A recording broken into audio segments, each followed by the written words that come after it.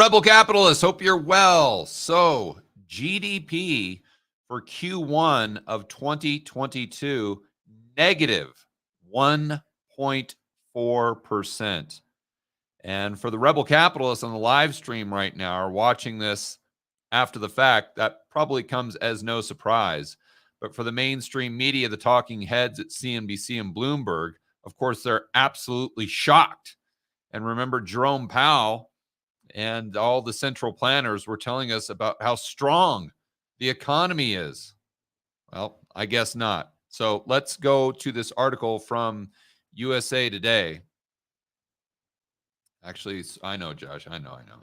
Josh was just about... No, I did a screen share. All right. There we go. So Josh wasn't going to yell at me.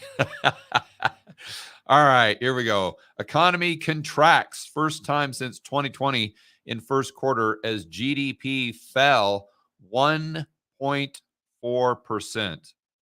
And this is according to the Bureau of Economic Analysis, I believe. So the BEA. After a blockbuster 2021, a blockbuster.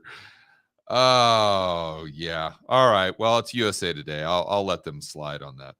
The U.S. economy decidedly came back to earth early this year, contracting for the first time since the second quarter of 2020. The trade deficit widened. Yeah, Schiff was talking about this on Twitter as well, how the trade deficit has just exploded.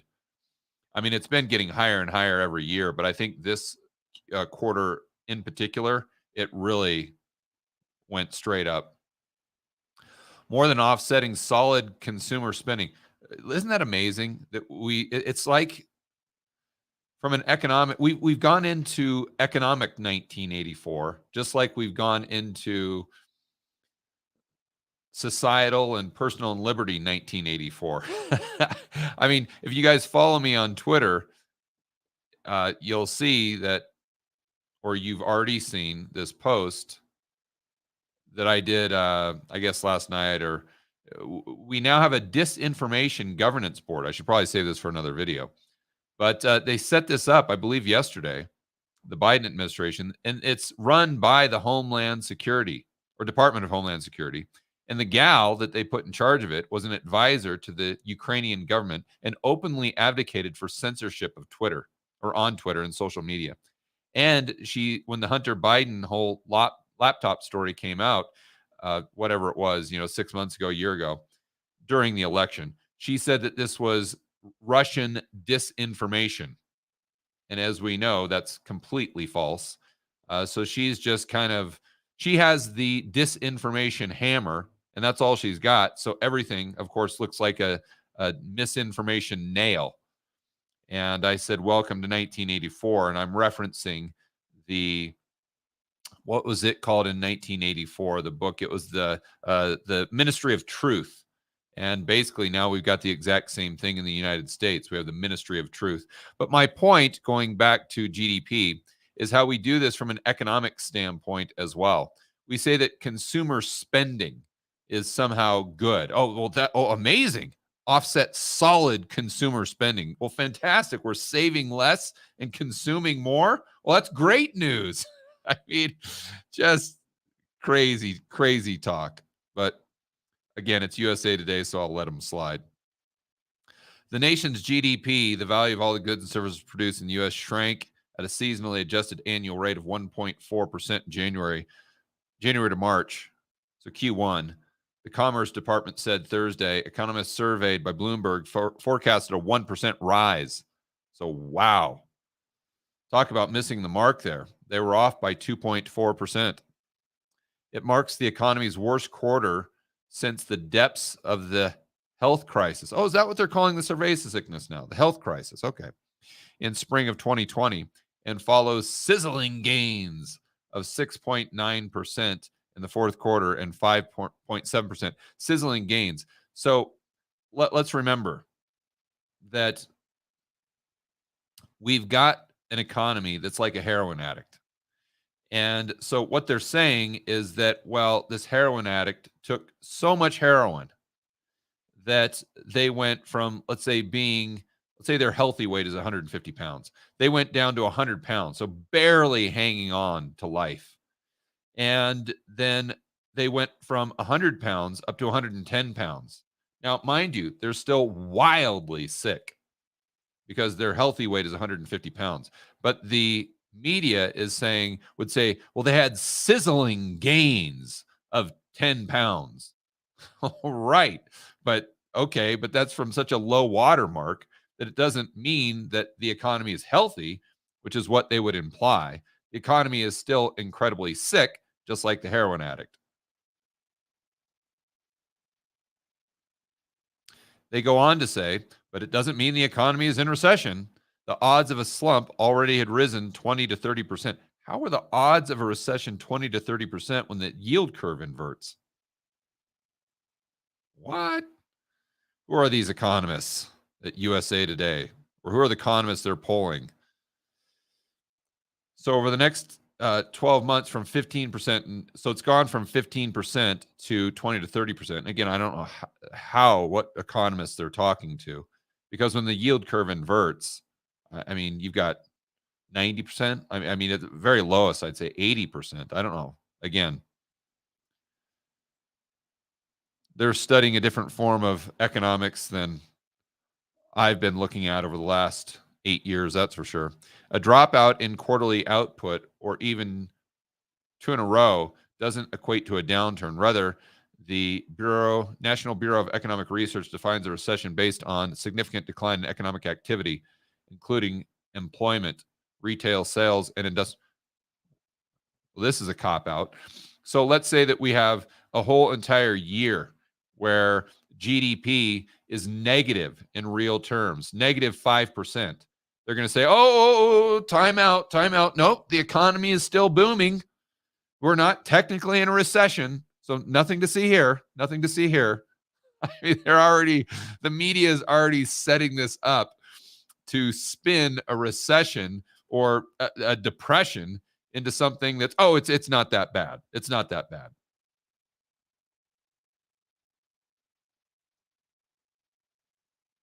While the possibility of a 2023 recession can't be ruled out, current economic momentum in the economy remains too strong for things to suddenly sputter out.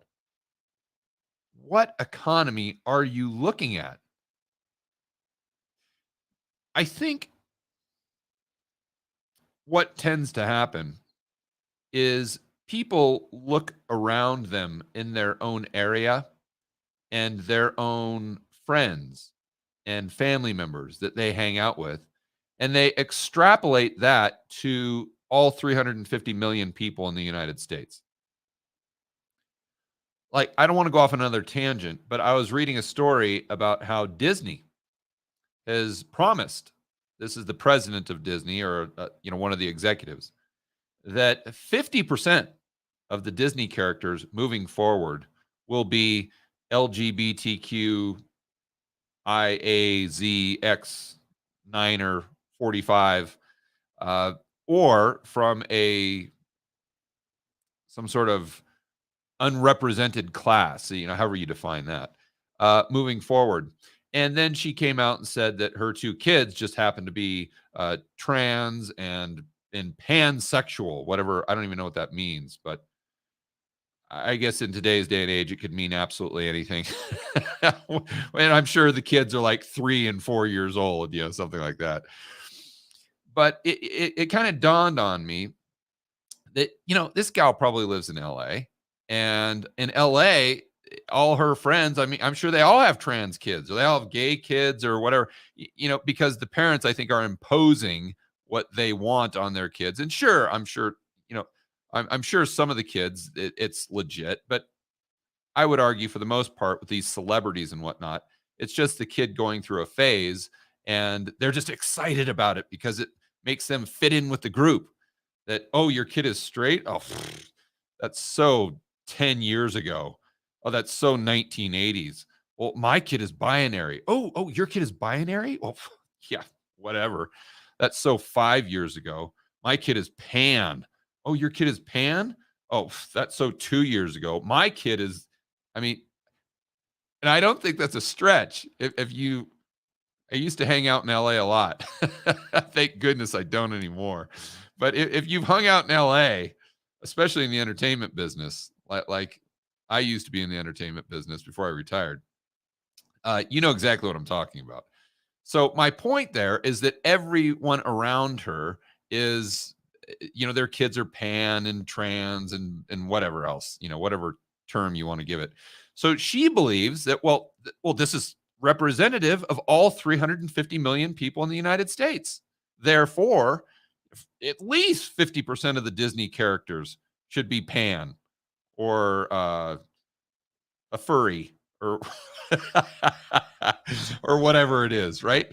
Where she doesn't understand that if she just traveled to just slightly outside of Los Angeles, if she traveled to Idaho or Montana or Iowa or Kansas or Texas or something, that this would be completely absurd.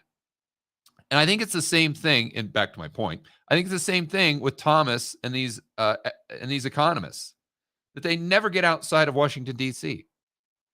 And to them, of course the economy is booming. It's the Cantelon Effect. Everyone in Washington, D.C. is rich.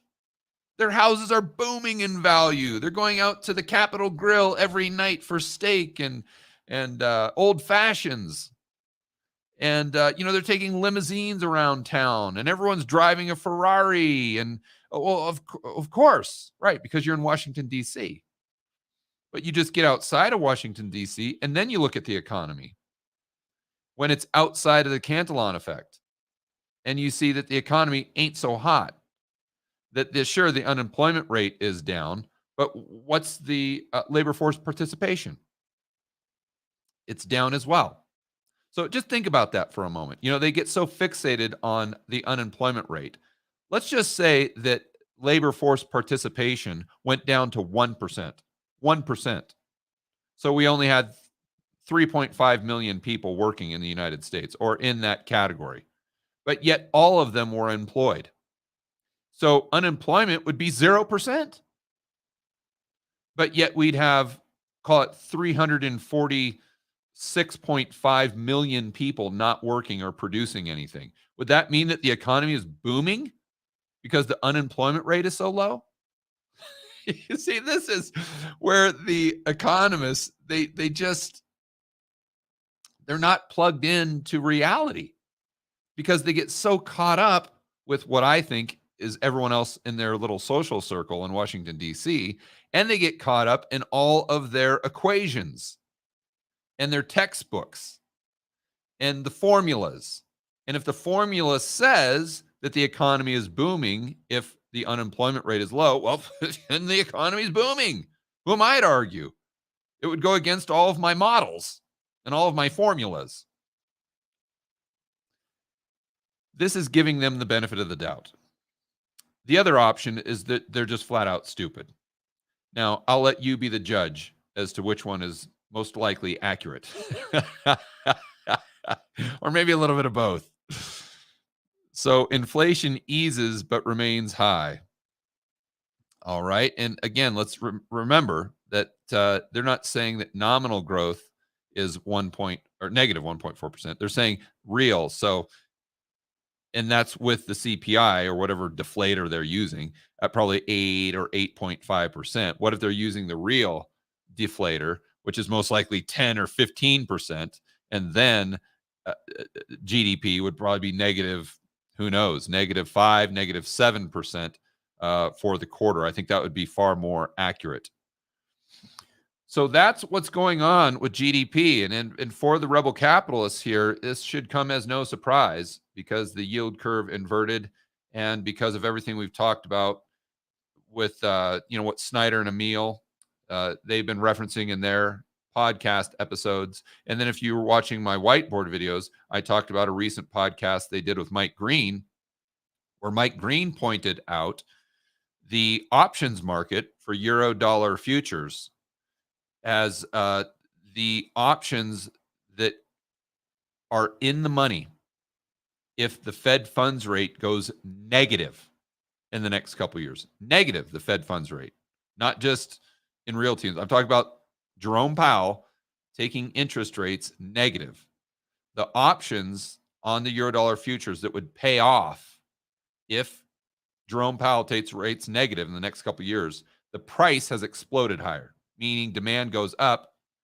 In other words, the probability that the options market, which is smart money, is giving to interest rates being negative is increasing significantly, or has increased significantly. So when you combine this with everything else that we've talked about, this GDP print at negative 1.4% comes as no surprise. All right, guys, enjoy the rest of your afternoon. As always, make sure that you're standing up for freedom, liberty, free market capitalism. See you on the next video.